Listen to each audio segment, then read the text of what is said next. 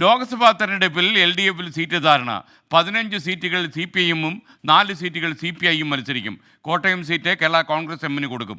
Pathanamthitta seat ആവശ്യപ്പെട്ടെങ്കിലും 2 seat നൽകാൻ കഴിയില്ലെന്ന CPIM തീരുമാനിച്ചിട്ടുണ്ട്. കേരള കോൺഗ്രസ് എം അതിന് വഴങ്ങിയെന്നാണ് മനസ്സിലാക്കാൻ കഴിയുന്നത്. ഷഫീദ് റാവുത്തർ ചേരുന്നു വിവരങ്ങളുമായി. ഷഫീദ്, ഗുഡ് മോർണിംഗ്, പറയൂ.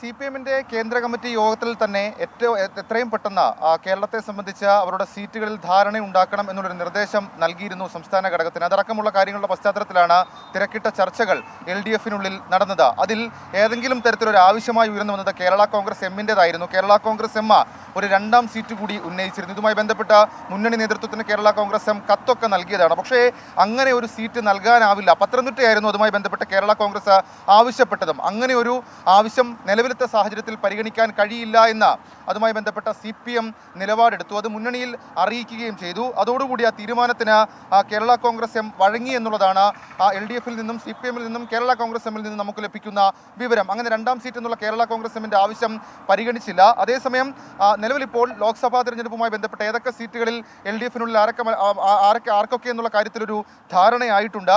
CPIM 15 സീറ്റിൽ മത്സരിക്കും. CPIക്ക് 4 സീറ്റാണ്. ആ 4 സീറ്റ് കേന്ദ്രീകരിച്ച് നേരത്തെ തന്നെ CPI അവരുടെ ചർച്ചകൾ പൂർത്തിയാക്കിയിരുന്നു. പ്രത്യേകിച്ച് 4 സ്ഥലങ്ങൾ തിരുവനന്തപുരം, വയനാട്, തൃശ്ശൂർ, മാവേലിക്കര, ഇതാണ് CPIയുടെ സീറ്റുകൾ. അവിടെ സ്ഥാനാർത്ഥി പട്ടികയിലേക്കടക്കം CPI കടന്നിട്ടുമുണ്ട്. കേരള കോൺഗ്രസ് എമ്മിന് ഒരു സീറ്റ് അവർ കോട്ടയത്ത് തന്നെ മത്സരിക്കുമെന്നുള്ളതും ഏറ്റവും പ്രധാനപ്പെട്ട കാര്യം. ഈ മാസം 10-ന് ഈ വരുന്ന 10-ന് LDF യോഗം ചേരുന്നുണ്ട്. ഈ LDF യോഗത്തിലായിരിക്കും ഔദ്യോഗിക പ്രഖ്യാപനം ഉണ്ടാവുക. തൊട്ടടുത്ത ദിവസം തന്നെ CPIMന്റെ സംസ്ഥാന നേതൃയോഗങ്ങൾ ചേരുന്നുണ്ട്. അവിടെ CPIM സ്ഥാനാർത്ഥി നിർണയം സംബന്ധിച്ചിട്ടുള്ള അന്തിമ തീരുമാനത്തിലേക്ക് എത്തുകയും ചെയ്യും. SKN. Okay, thank you Shafeed Rawther.